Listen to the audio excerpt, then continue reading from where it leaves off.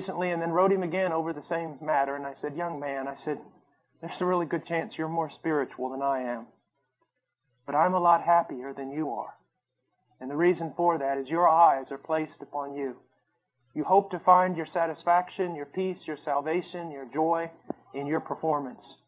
I've lived long enough with God and failed enough times to know that's an impossibility. I look to Christ. And His perfect work is never a cause for a ceasing of joy.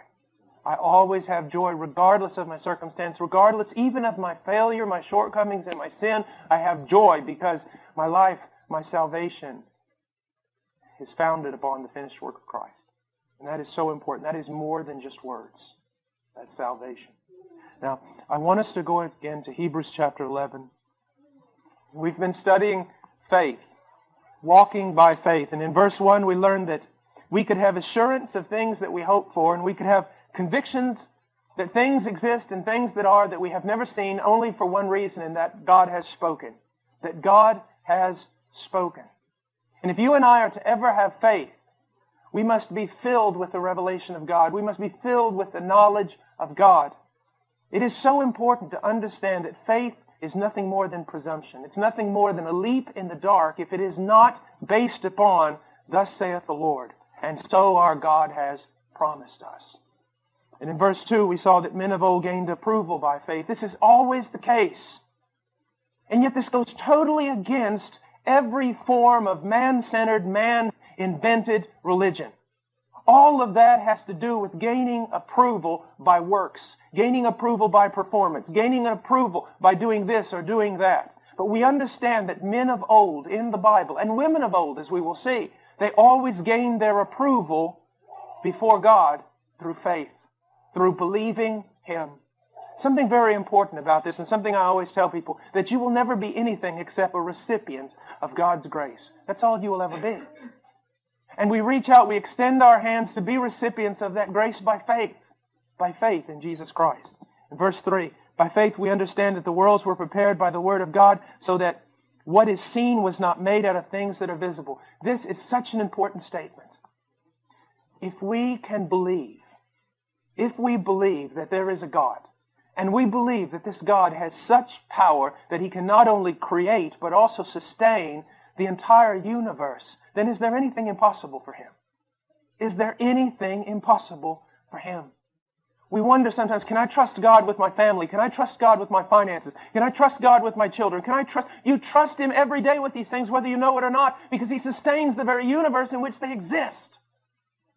And if we come to the conclusion that He can do the most miraculous, which would be to create a universe and sustain it, then every other thing is trite before Him. Every other thing is simple. It's a tiny thing. If I can solve this one question, is there a God? Is He who He says He is? Then everything else is over. I can trust Him. I can trust Him. Now, in verse 4, by faith Abel offered to God a better sacrifice than Cain. This is very, very important. That his sacrifice was not acceptable because the difference between blood and grain and this and that and every sort of thing. His sacrifice wasn't more pleasing to God because of something that was in it. It was more pleasing to God because it was offered by faith. He truly believed, as we are going to see later. He came to God believing that God was and that God was the rewarder. I can imagine Abel taking his offering it to God in knowledge that he had something to offer because God gave it to him. And that he was giving something back to God, knowing that it was the right thing to do and that God is the rewarder of those who seek Him. Where Cain, on the other hand, is probably thinking, as so many people do, I don't know why I'm having to give this to God. I had to earn it with my own sweat. How many people speak that way with regard to their time, their employment, and their finances? Well, I don't know why I need to offer this to God. I'm the one that had to go out there and earn it. Little do you know, old proud and stupid man, the very breath that you drew every second of every day came from Him. The power, the ability, the intellect, whatever's required to do your job, it came from Him. Abel recognizes, I have something to offer because God gave me something to offer. And Cain's thinking he did it all by himself. All by himself. And that offering it was just some pathetic, stupid little religious ritual. Why do I even want to bother with this stuff? I'll do it because it's to be done, There's really no use in it. Now, none of us would say that, but we spoke last night about something very important. We do many religious things, even good things, not by faith. When we sing a hymn unto God, when you say here this evening, it should have been by faith, believing that God is, believing that God receives such a sacrifice, believing that it was pleasing to God, that it was actually doing something, that it was actually reaching the throne of God, that God was actually hearing your song, your singing, your heart. It just wasn't some empty religious activity that you were doing. This is also good for the servant of the Lord who is burdened by many, many years of service and many, many years maybe of not seeing much fruit, but realizing, no, there is a reason to offer. There is a reason to give. By faith, by faith, by faith. And then we see that through which he obtained the testimony that he was righteous. Something very important.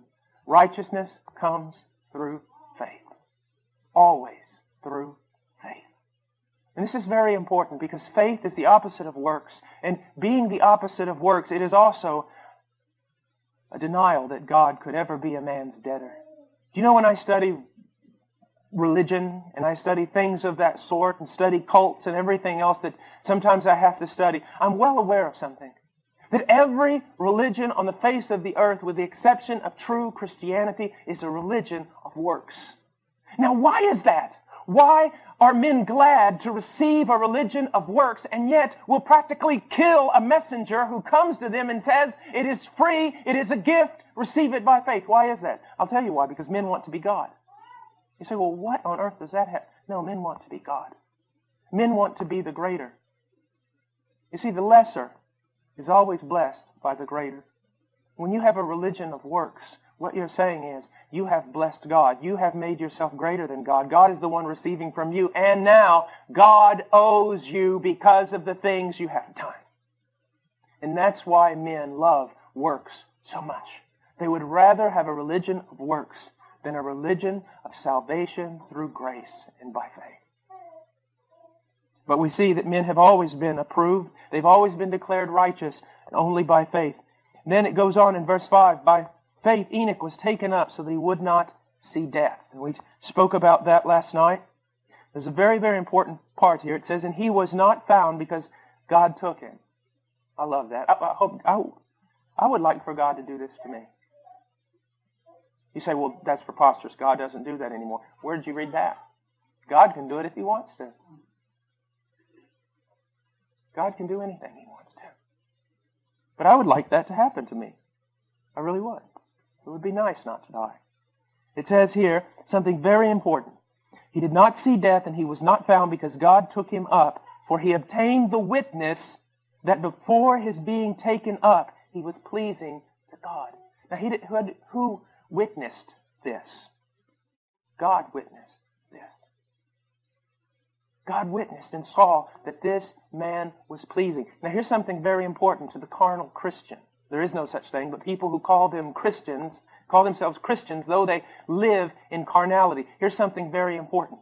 There is a doctrine out there that seems to say that men get saved, yet they never really grow in the Lord. They never have a passion for the Lord. They're always carnal. They never grow in sanctification. But bless God, they're saved. And then when they cross over, they're transformed when they're in heaven, and they become pleasing to God. But look at what it says about Enoch. He was pleasing to God before he was taken up.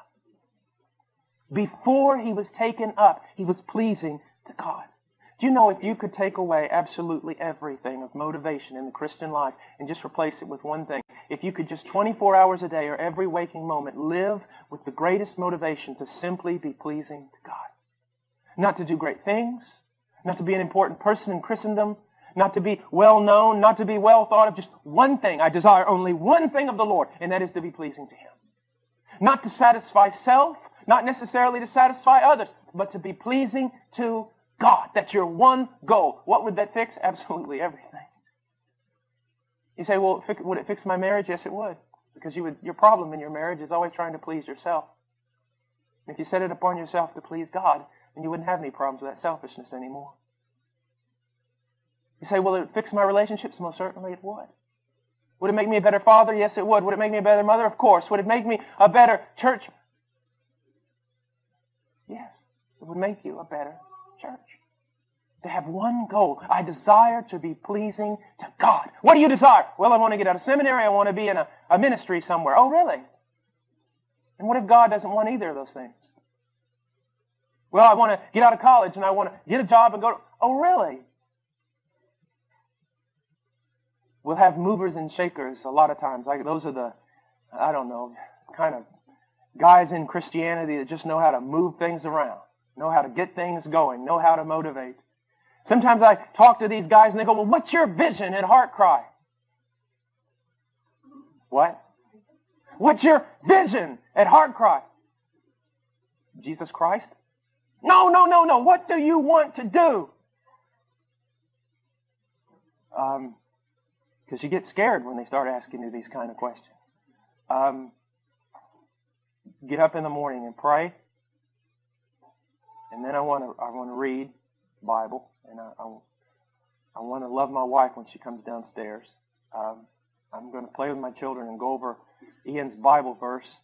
Then I'm going to go to church and I'm going to pray with Darren. No, what's your vision? I said, I don't have a vision except for Jesus Christ. I don't want to be anything. I don't want to be a big shot. I don't want to be important. I don't want to conquer the world. I just want to be pleasing to God today, and that is enough. That is enough. And strive as I might, I haven't attained that goal, so why should I look for another? See, the more I walk with the Lord, the more I realize this childlikeness stuff is really important. Visions. Should we have a vision except Christ? Isn't He the heavenly vision? Should we have plans? I mean, what sort of plans? Daytimers, they don't really work well in planning ministry. I know the necessity of organization. I know the necessity of all that, but what I'm trying to say is simply this. So many times we can have plans and schemes and all sorts of things that we want to do and we want to be, and even in the name of the Lord, and yet they're all just fodder. They're all just sawdust. And God will come and tear them all down and say, I just want this from you. What would it be like if tonight we just simply captured this one thing of, I want to be pleasing to the Lord? When we dismiss, while we're sitting here listening to the message, my thoughts, I want them to be pleasing to the Lord. And when I walk around and meet with brothers and sisters in Christ, well, in that time of short fellowship, I want to be pleasing to the Lord. And when I go home tonight and sit around the table over those marvelous cookies you made, I might say, over those cookies, I want to be pleasing to the Lord. And that's all I wanted. And then I want to go to bed. That's it. That's so different than much of what's being promoted as evangelical Christianity today. But he was pleasing to the Lord, and he was pleasing to the Lord before he died. This is such an encouragement to me. It is such a great encouragement. Now, here's something that I want you to look at. Now, a lot of times when we hear about Old Testament saints and things like that, we canonize them. We make them into people that they weren't. We think too much of men. When I look at Enoch, and I think of this man, I think of, what was he as a young follower of Yahweh? I mean, how was he? Didn't he probably stumble like me? Didn't he probably grumble like me? Didn't he have all the faults that I have? Wasn't this life of his of walking with God? And I mean, he had hundreds of years to do it.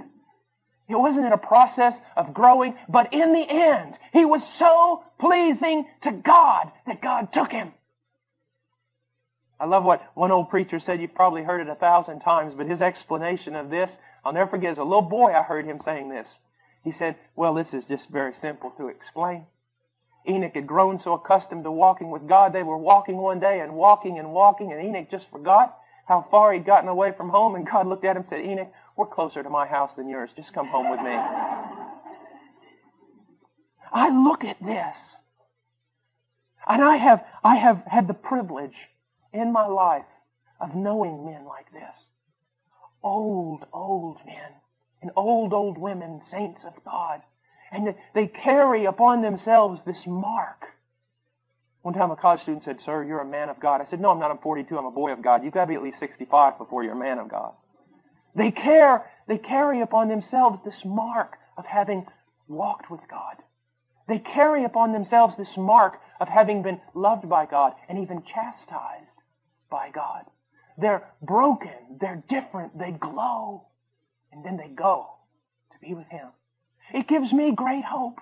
Now I'm in the middle part of my life. I've walked with the Lord just a bit over 20 years. And there is enough in my life to discourage me to think that I'll ever make much progress. But there is Scripture that calls me on to hope that I will make progress. That in the end of my days, Paul Washer will be pleasing to God because it is a thing that the Lord will see to. That it will be done. And He'll see to it in your life. He who began a good work will finish it. He will finish it. He will finish it. He did that in Enoch's life. He'll do that in ours. Do not become discouraged. Do not become discouraged. By faith, realize that He who began a good work in you will finish it. Now it goes on, verse 6, and without faith it is impossible to please Him. Now why is that? The faith or lack of faith we have with regard to anyone, any person, is a demonstration and a declaration of what we think about their character. If you say to someone, listen, I know what I'm talking about, trust me on this, just do it. And they say, well, I just don't know. You're saying something about their character. You're saying something about their ability. You're not just denying that you want to do something. You are saying something about their character. It is impossible to please God without faith. Because if you do not have faith, you're saying God is not worthy of trust. And that's what we talked about last night, and it's so important. Many people talk about faith and obedience, and they talk about them as two separate entities. In a sense they are, but in a sense they're not. Why do I obey God? Because it's the right thing to do? That's legalism. Why do I obey God? Because I love Him? Yes, Jesus said that. But let's throw in another element here. I obey God because I believe Him. He tells me to walk a certain way. Or He tells you to walk a certain way. You do that not just because obedience for the sake of obedience. You are obeying Him because you believe that what He says is right. When you disobey God, you're looking up at Him and you're saying, as I said last night, one of two things. One, God, you are ignorant. When you do not obey God, you're saying, God, you simply do not understand. You simply don't know how the world is today. You treat God almost like a teenager would teach an old grandfather. Oh, grandfather, you live in the past. You really don't know what's going on today. You really can't understand, and I can't listen to your counsel. That's one possibility. When you disobey God after He has told you to walk a certain way, you're saying, you just really don't know. Or you're saying, God, you know, but you're evil. You know what's right. You know what's best for me, but you don't want to tell me. Because you want to steal my joy, you want to crush my life, you want to take away my freedom. But when God sets out a path before us, as He has in His Word, and we obey it, we're saying, God, I believe that you know everything.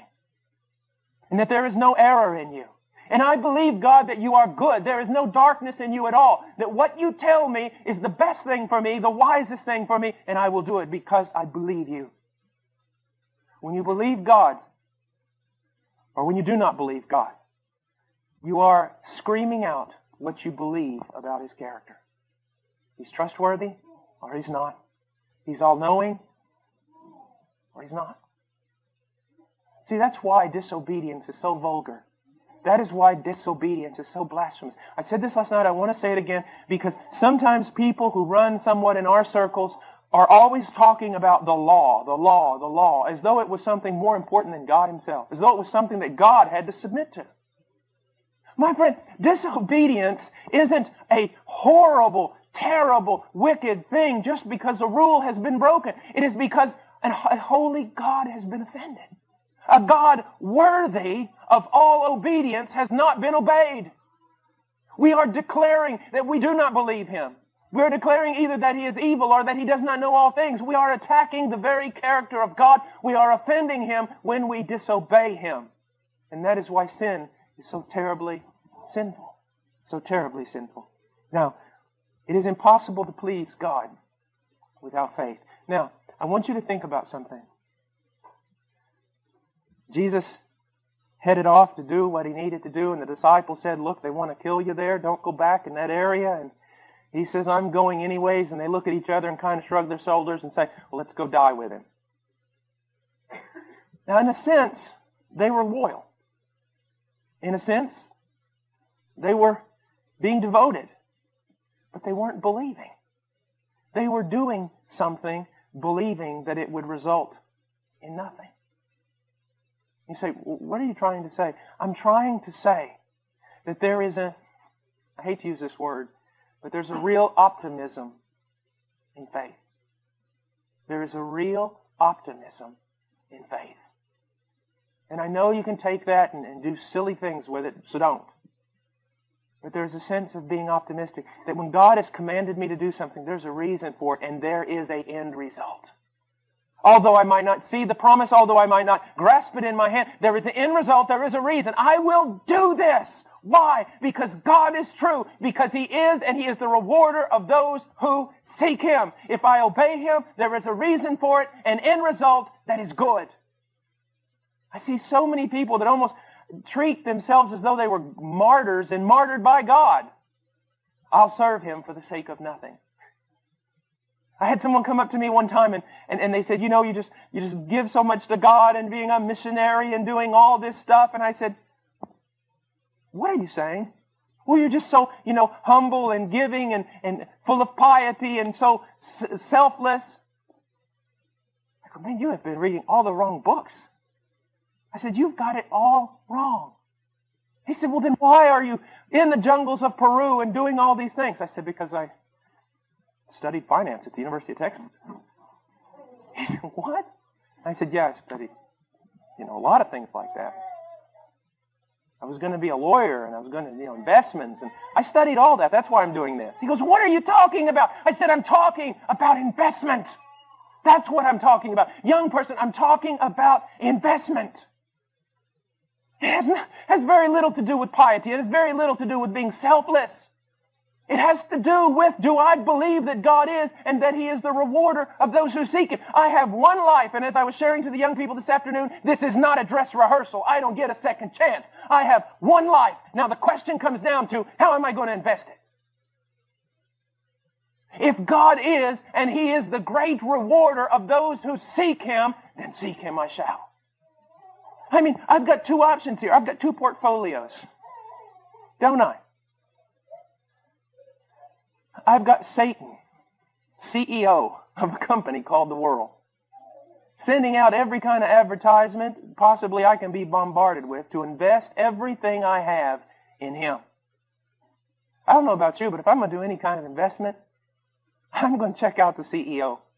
I'm going to check out the company, and I'm going to check out those who have invested and see how well they are doing. Well, I want to tell you something. I've looked at the CEO. He's never kept a promise as long as he has existed in his fallen state. And I've looked at his company. It is in shambles. It is in absolute shambles. And I've looked at those who have invested their lives in his way, and they are in hell. And I don't want to seem trite. I don't want to seem irreverent or anything. But I've looked at the other portfolio. And there stands the Lord Jesus Christ. Truth incarnate. Faithfulness incarnate. Selflessness incarnate. Who's laid down His life on my behalf and offers me a kingdom that will not perish. This has nothing to do with some little missionary and his piety. This has to do with finance. This has to do with investment. How are you going to invest your life? Do you believe that God is and that He is the rewarder of those who seek Him? Do you believe that? Do you believe that this world is passing away? Do you believe that there is a kingdom coming? Do you believe in things that eyes have not seen and ears have not heard? Have you caught a vision of the one who died, yea, rose again from the dead? Have you had a glimpse of His faithfulness? I was very young, very strong. I'm middle-aged. Tomorrow I'll be old. Just imagine right now, if for the last 20-some years I had been an unbeliever and invested my life in this world. Here I am. I'm 42. I'm not going to get stronger. I'm not going to get younger. I'm definitely not going to get better looking. What's happening? I've hit the other side. And if I had invested these last 22 years of my life in this world, as I stand here right now, would I have such joy? No, I would be saying glass half empty instead of glass half full. I would be saying half my life gone, the rest of it, it's just rolling downhill. But you see, it's completely the opposite for me. This candle is going out because the sun is rising. When the sun rises, you don't need candles. I've got max. Who knows? My luck, I'll have to live here till I'm 120. But, 40 more years. 20 in Christ has flown by. 40 is going to go faster. And then I'm there. You say, yes, the end comes. No, the beginning comes. The beginning. The beginning comes. So here's the question. Do you believe that God is? Yes, I do. Well, do you believe that He is the rewarder of those who seek Him? Then seek Him, that He might work out His purposes in your life. Don't worry about the purposes of others, the purposes of God in others. Just God's purpose for your... Seek Him. A lot of people today, they don't want to talk about rewards, and a lot of people, that's all they do is talk about rewards. I talk about rewards because the Bible talks about rewards. Now, I don't have a clue as to what they are. I just know much has been promised to me. I just know that God is, and He is the rewarder of those who seek Him. I hear sometimes people will say to an old saint or say to a missionary, you've given up so much, and they just look at the person like, you don't even have a clue as to what I'm doing, do you? I've given up so much. What does that say about your view of God? What have I given up? Sin? Death? The grave? A torturous, meaningless life on this planet? What have I given up? Please, write out the list really quickly so I can speak to God about these things. Surely He'll want to know. What have I given up? And something else that's very important. Some of you, He will call to be missionaries maybe. And He will send you to the most horrible places on the face of the earth. And maybe even you'll die there on top of a mountain half frozen and starving. I don't know. And others of you He will make very, very successful. And cause you to prosper in all your ways. But demand of you the same dedication to use what He has given you for the advancement of His kingdom. You see, it's not God's purpose for me that ought to be thrown on you. Or your purpose for God should not be the thing I'm striving for. Or God's purpose for you should not be the thing I'm striving for. God has called you. God has given you a specific purpose. God has commanded you to seek Him and to believe that if you do seek Him, He will reward you. And that way manifests itself in so many different manifestations. Can you believe God? Can you begin to seek Him in your life? So much in our world, and so much in Christendom, so much of our culture is designed to build a wall around us so that we don't listen to God. A kid studies and he gets 18 and he's, where's he going to college? I don't know if he is. What do you mean you don't know if he's going to college? What do you mean you don't know if your son's going to college? You went to college? Yes. What about your son? I don't know. Well, what do you mean you don't know? Everyone goes. No, not everyone goes to college. God could command my son to put on a backpack and go to Iraq, preach one message, and be shot down. You see, we assume too much. God naturally wants this to happen to me. No, God might not want this to happen to you. Well, God naturally wants me to take this. No, not necessarily. You need to reopen your life and get rid of many of the presuppositions that you have that are built into you, not by the Word of God, but by your culture, that is dictated and set out a path for you to walk in. God has dictated and set out a path for you to walk in. And the two are never alike. You need to open, whether you're a teenager in high school or you're 85 years old, you need to reopen your life and seek God. God, what do you want from me? What do you want from me? What do you desire from me? One of the most amazing things is found in the message of the church to Laodicea. It's an amazing, amazing thing. The first thing that comes out of Jesus' mouth is an amazing thing. He says, behold. He said, well, what's amazing about that? Well, let me show you. Behold. Doesn't make any sense that I should say behold, does it? Why? You're all looking at me. Now, if I was in the back of the room and you were all looking in the opposite direction, then I would say, behold, turn around, look. That's what's so amazing about what Jesus says to the church. The first thing he says is, behold. When he gives that great admonition, behold, I stand at the door and knock. When he gives that one admonition, behold. Why does he say that? I'll tell you why. The church is looking in the wrong direction. And he has to call their attention back to him. And you know what? I'll just bet this, that church in Laodicea is looking in the last place that they saw Jesus. Now, what do I mean by that? So many times I told a missionary one time, he was talking to me, an old missionary, and he said, Brother Paul, tell me about what's going on. I said, well, Brother Trammell, I said, Peru is God's will for my life. He goes, hold it. He said, Peru is not necessarily God's will for your life. He said, Peru is God's will for you today. And he said, and if you close yourself off from God thinking that Peru is God's will for your life, you could really miss out on what God's going to do in the future.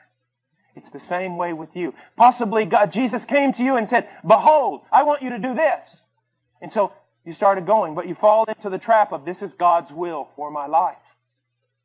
And you're missing the fact that maybe now he wants you to go into another direction, or maybe he wants you to run in a different way or do a different thing. And so we always have to be seeking him, always believing that he is the rewarder, never getting trapped in some spiritual rut thinking, okay, this is what I do, this is what I do. Now God doesn't have to talk to me anymore.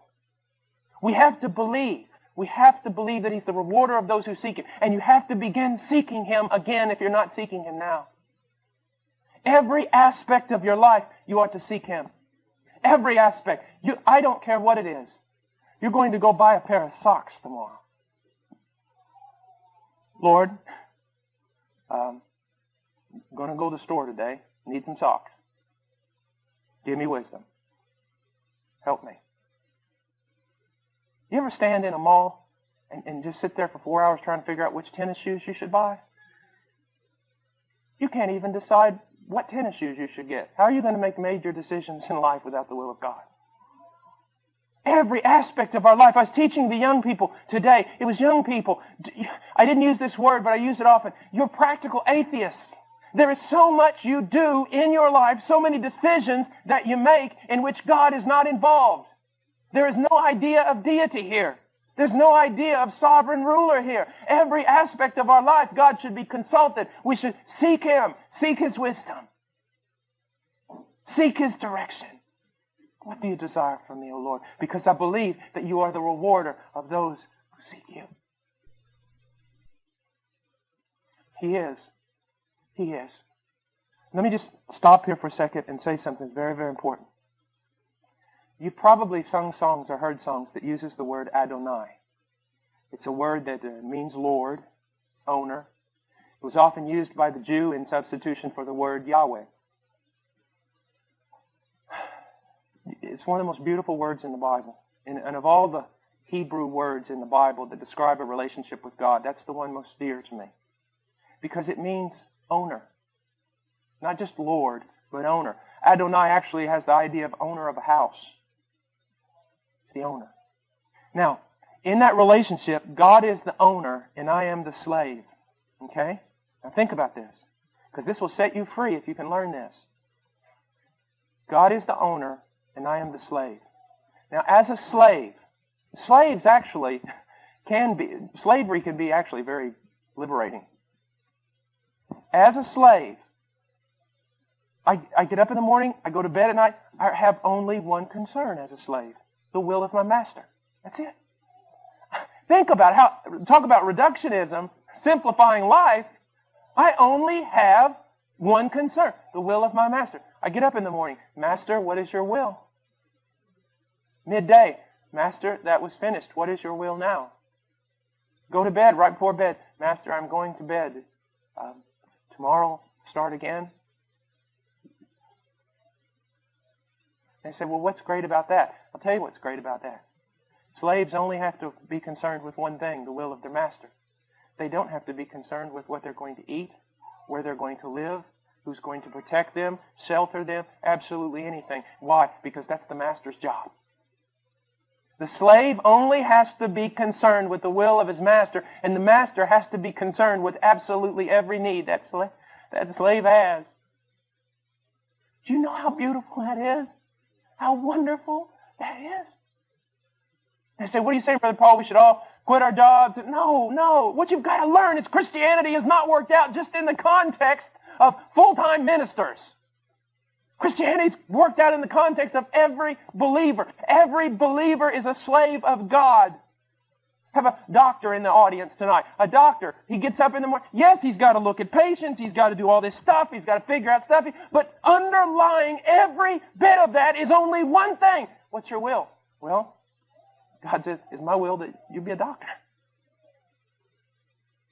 That you be good at it. But underlying all of that, there's just one question. What's your will?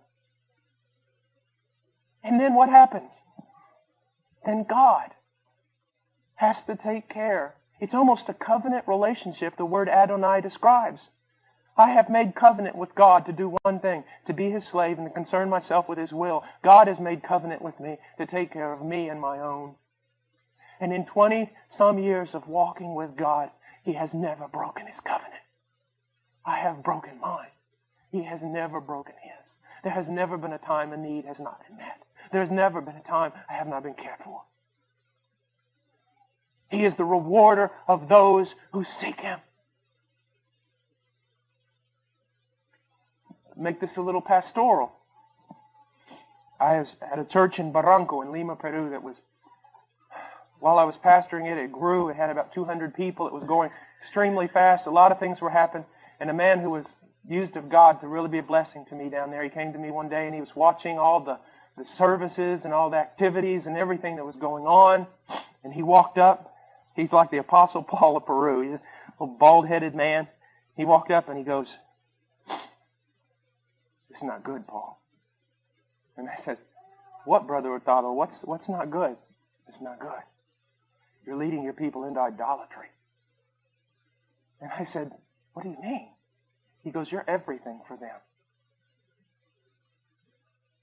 He says, "They got a problem. Where do they go?" I said, "Well, they come to me. I'm the pastor." "Oh, I wasn't aware they were supposed to do that, Paul." And he had me restructure, helped me to restructure my entire ministry. So, you've got a problem. Where do you go? The pastor?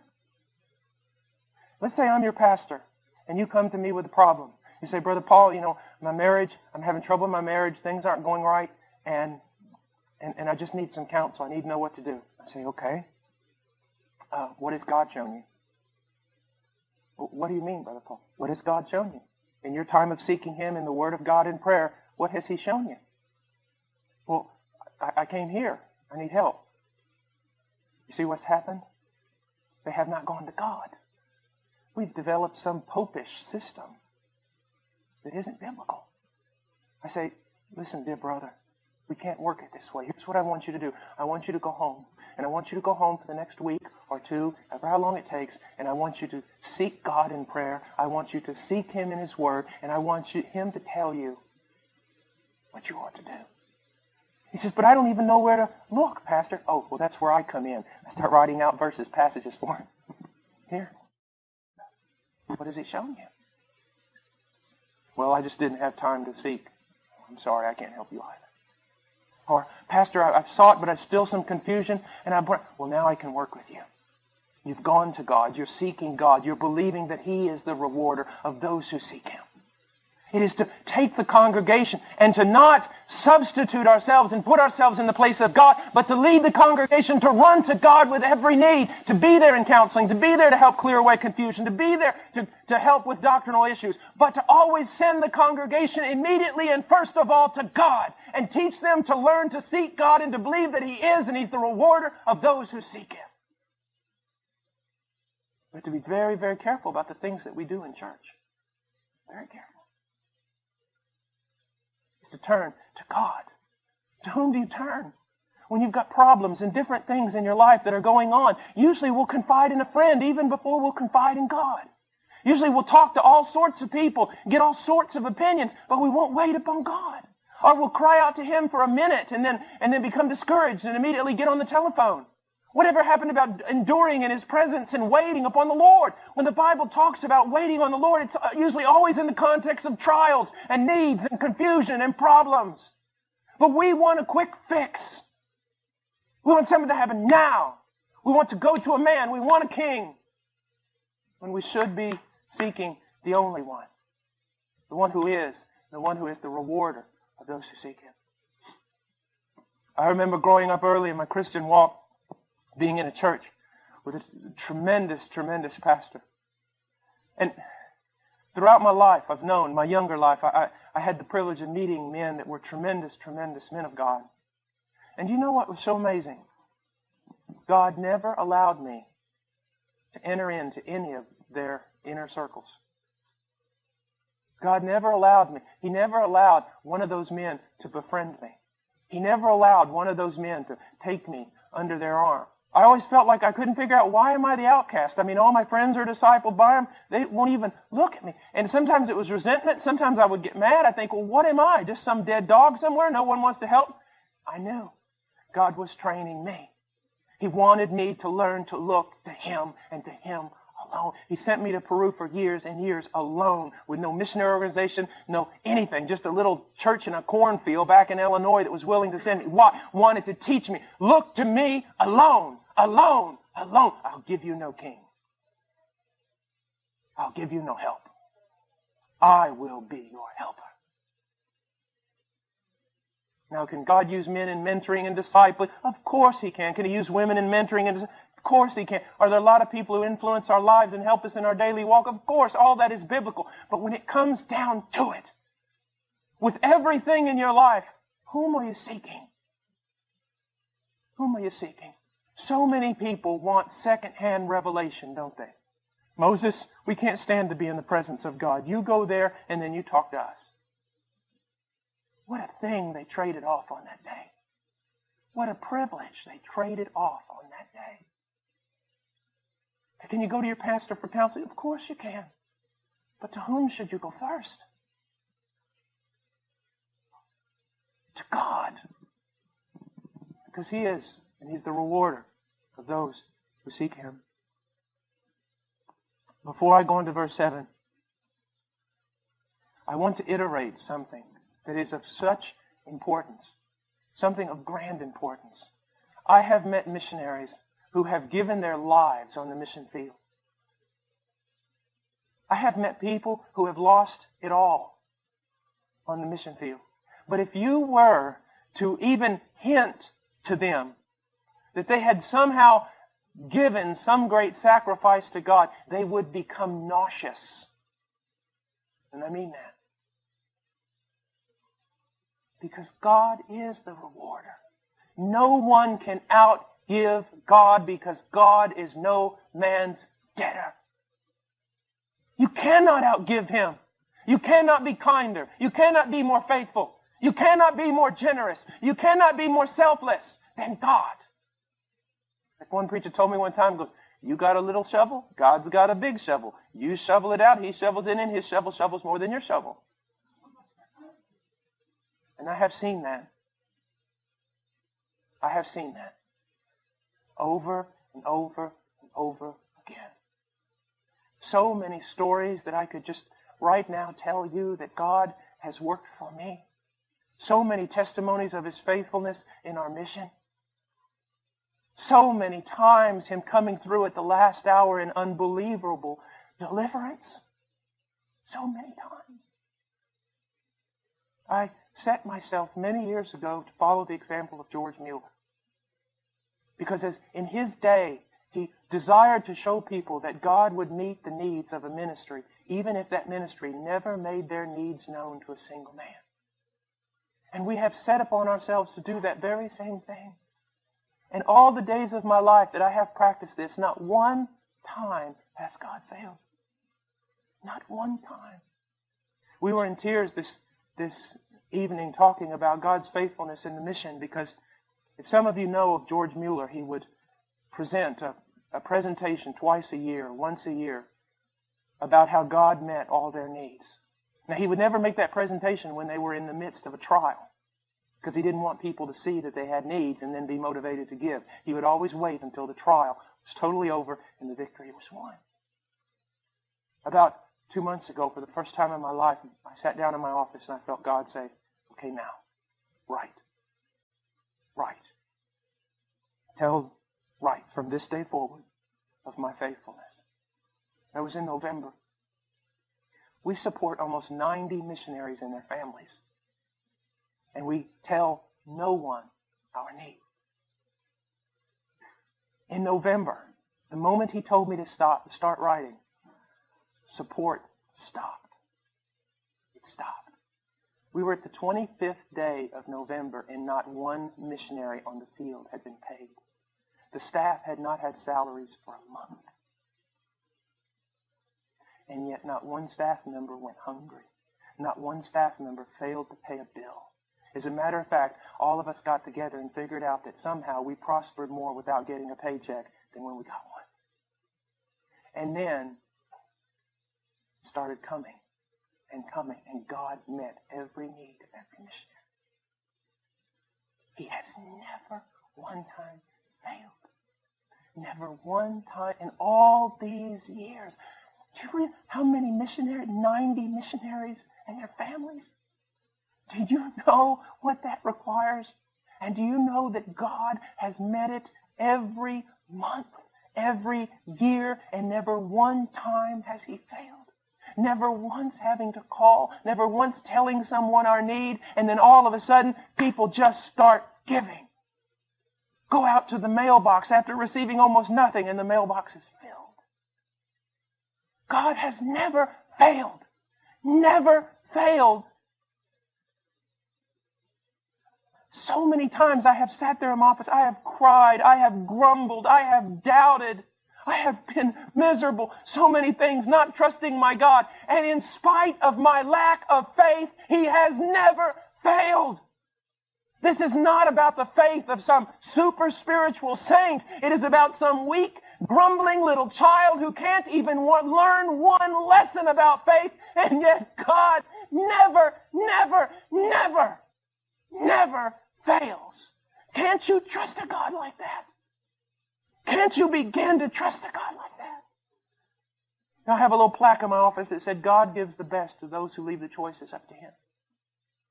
Can't you trust God with your finances? Can't you trust God with your needs? Some of you want different things and need different things, and you go in debt to get them when only if you would have waited upon God, He might have provided that very thing for you without cost.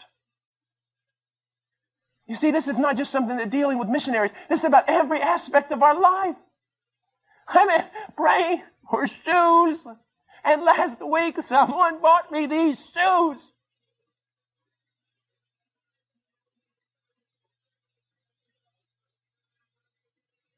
Do you see what I'm saying? Every need of yours, lift it up in prayer. Every need of yours into prayer.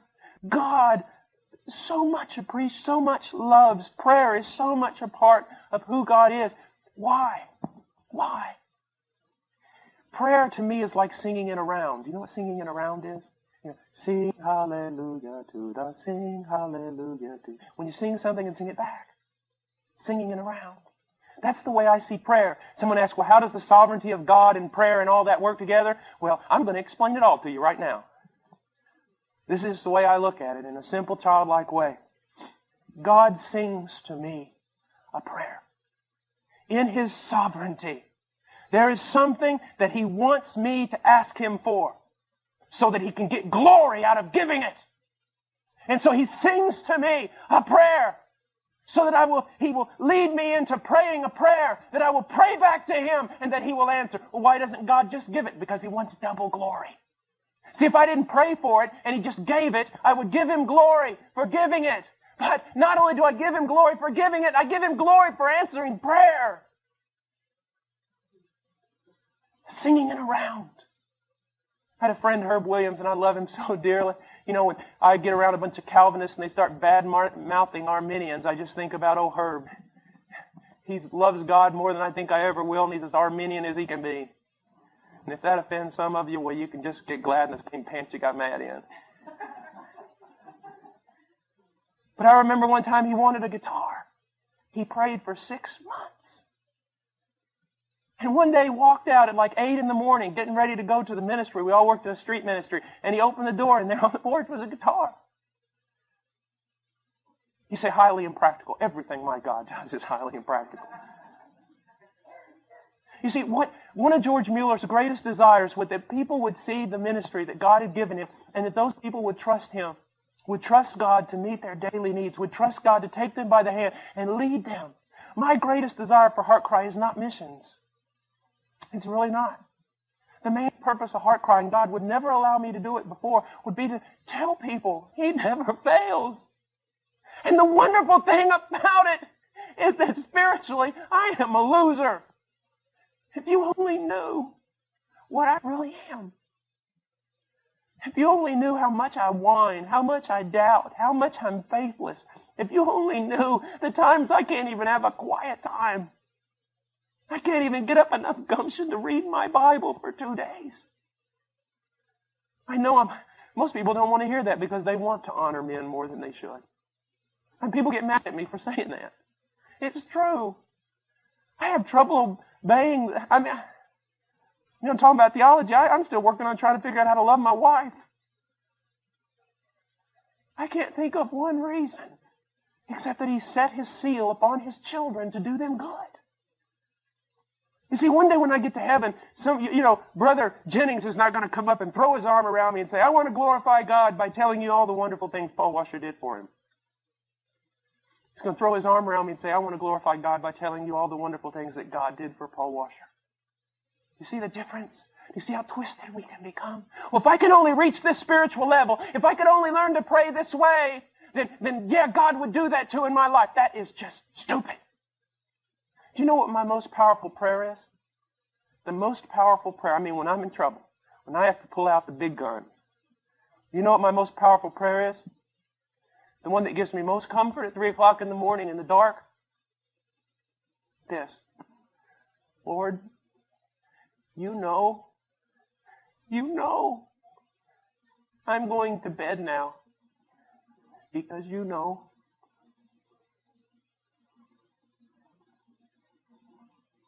You know. Creep into the bedroom and Chart will wake up and say, how goes it? Woman, He knows. Let's go to bed. Oh, He's no good. I glory. I know this is going to go. Just listen to me before you throw a stone. I glory in my weakness. I glory. I don't want to say in my sin because that just sounds so theologically wrong. But if God can get glory out of my darkness, how do all these missionaries get paid? How this happens? There's 3 guys of us sitting in office. Me, a Lutheran who's been converted, now goes to my church, who's been a Christian for about 4 years. John Green from England. He didn't even know how to tie his shoes. And he's been converted for about 1.5 years. And we get in there and sometimes, what are we going to do? Well, I don't know. Pray. God, help us, God. That's it.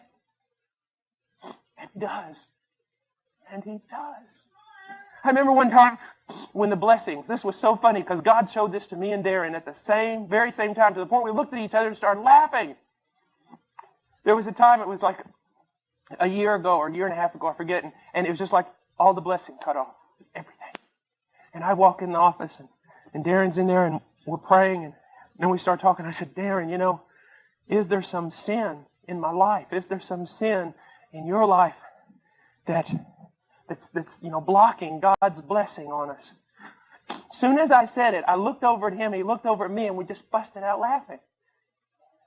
And I go, are you thinking what I'm thinking? He said, yeah, I'm thinking what you're thinking. I'm going, well, a couple months ago, God was pouring out blessing all over the place. I was just as sinful then as I am now. So that can't be the reason. Now, I'm not making light of sin, and I'm not making light of holiness. You ought to hear me preach on holiness. It scare you to death. But the point that I'm trying to make is that God is not doing this because men have done something. God has set His seal upon His people to love them and to answer their prayers and to be faithful to them. You see, if it was any other way, you would walk out of here tonight, especially some of you young Christians, thinking, man, gosh, if just one day, hopefully I could arise to Paul Washer's level of spirituality and faith, then God would do something great through me. If that's the way you feel, come listen to me pray sometime. You'll walk out of there going, God can help this guy. He can help anybody. He can help anybody. He is the rewarder of those who seek Him. And here's something about seeking God. It doesn't have to be a lot of noise. I know I'm telling you a lot of things just from experience tonight, but I want you to realize this. How unorthodox seeking can be as long as it's seeking. I remember when I first set up on myself to seek the Lord. I know it was a sovereign work of God because I don't know how this would ever happen in my life. It was never repeated. But when I was a young Christian, God set it up on my heart to seek Him.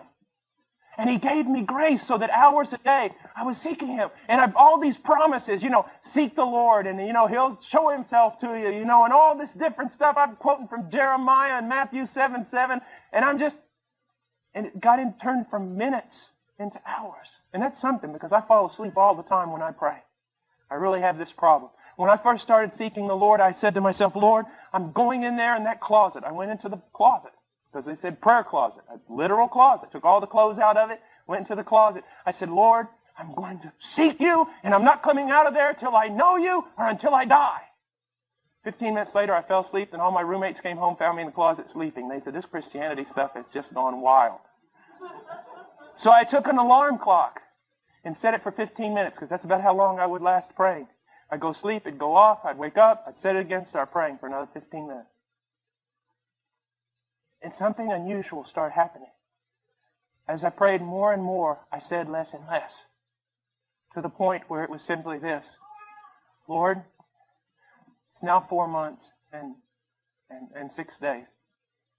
I've been doing this. And you haven't come yet. I'm here again. And I'll be here for the next couple hours. Okay. I'll see you tomorrow.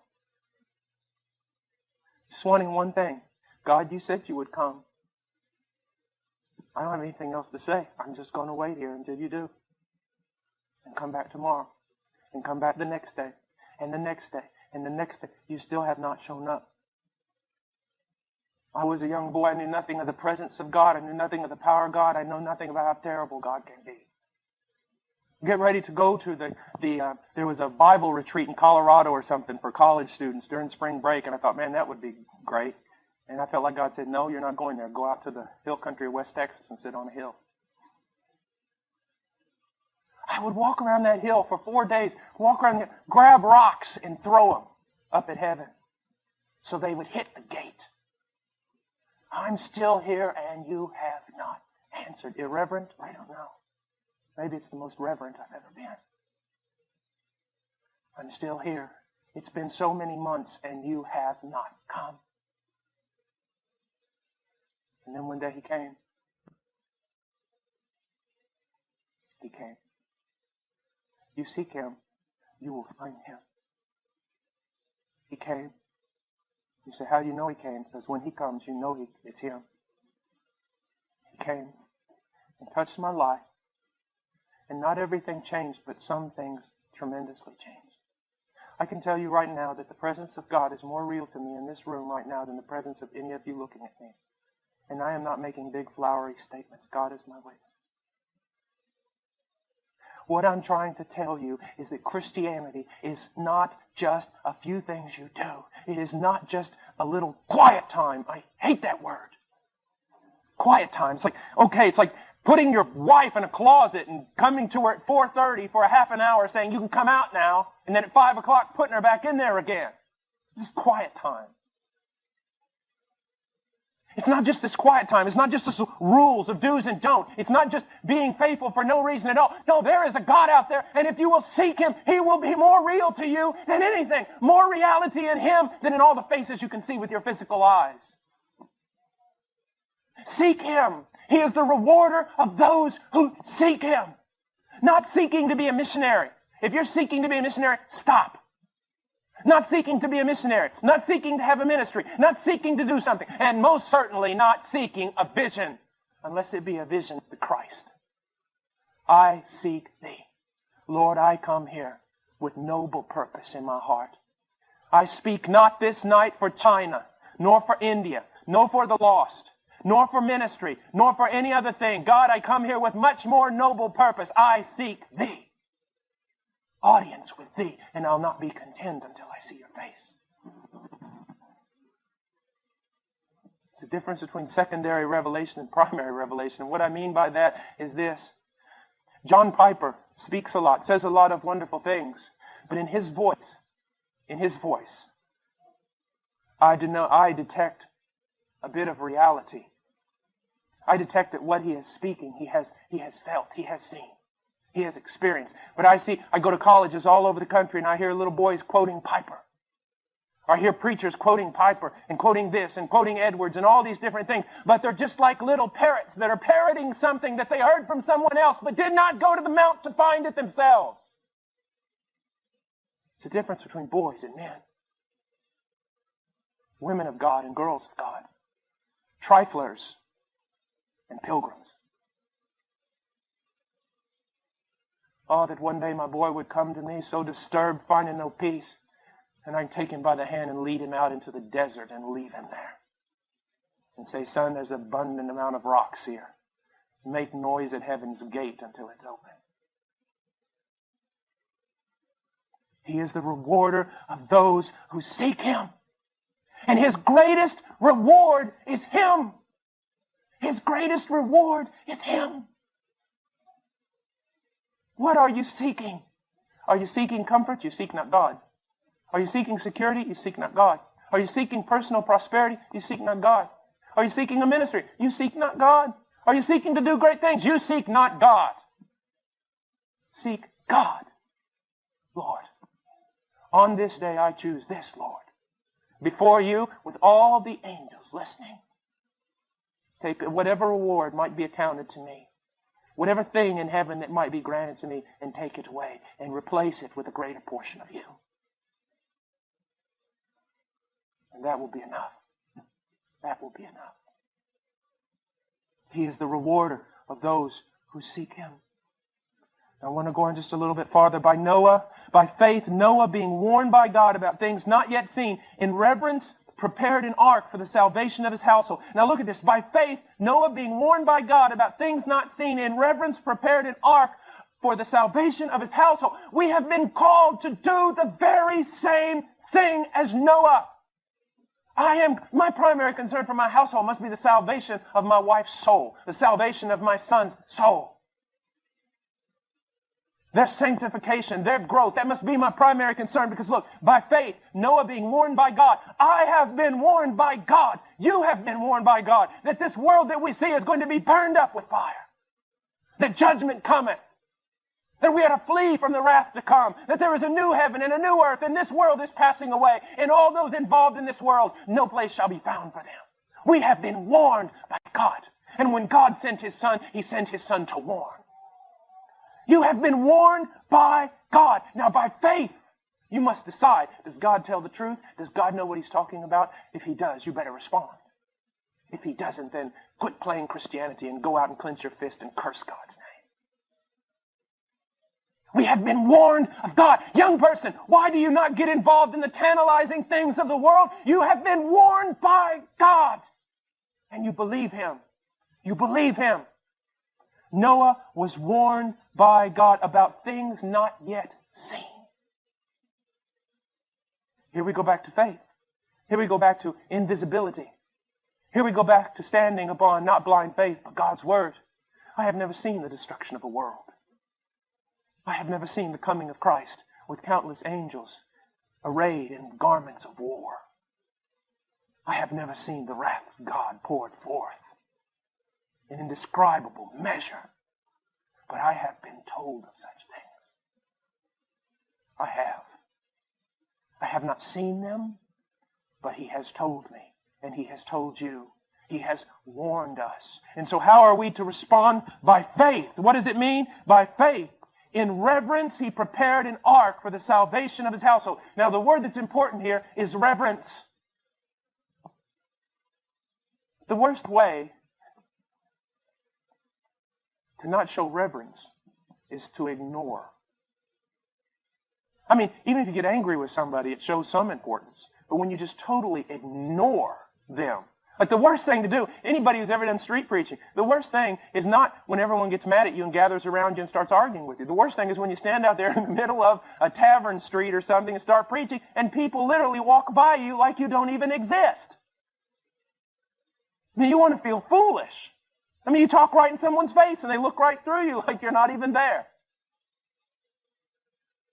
How did Noah reverence God? He believed God. And he believed his warning and he acted upon it. Sir, you show no reverence for God when you do not heed his warning by faith. When you do not heed his warning in your household by faith, you do not reverence God. You are not taking his warning seriously. The Bible, one of the reasons why the book of Revelation is written in apocalyptic literature, that means symbols and signs and everything, is because I'm convinced it is speaking of the judgment of God. Why? Well, for this. Apocalyptic language, in my opinion, if I had to write a definition, apocalyptic language is when the prophet sees something so beyond the human mind to comprehend that it almost sends him to the border of insanity. And he cannot understand it, and not only can he not understand it, it is so awesome, so otherworldly, he cannot describe it. And so he is there just grappling for words, trying to do the best he can with this limited human language to describe something that goes beyond the mind to comprehend. And that's why the Bible goes into apocalyptic language when the wrath of God is described. It is so far beyond anything for the mind to comprehend. You revel in the fact that the love of God is beyond description? Well, then tremble at the fact that so is his wrath. And Noah, he showed that he reverenced God because when God gave the warning, he took it seriously. I've got one task now. Build an ark for the salvation of my home. Build an ark. That's an amazing thing because no one ever seen it rain. And will you build an ark out in the, you start building an ark right in the middle of Missouri. I mean, what's going on? Are you out of your mind? An entire investment of your life, the massive work involved in this. Why are you doing this? Because God has spoken about things not seen. And I believe Him. You may be a college student and you've been, on the road to prosperity and everything else, and God does a work in your life, and you go home to your parents and say, I'm going to be a missionary, something like that. They go, the sacrifice, the loss, the everything else that you're going to have to go through. Why on earth would you make a decision like this? Because I've been warned of things not seen. They're offering you the most incredible job in the world in that place. I mean, it's just like you're going to triple your salary, you're going to do this and that. Why don't you take it? Because I've been warned of things. That doesn't go along with the will of God. And he built an ark for his household. I tremble at being a parent. I'm so afraid. I know my inability to teach, my inability to lead, my inability to know when to discipline. I know the depravity of my children. And they deserve hell. I know the only hope for them is God. And I know that I'm called to prepare, to act, to heed the warning in reverence.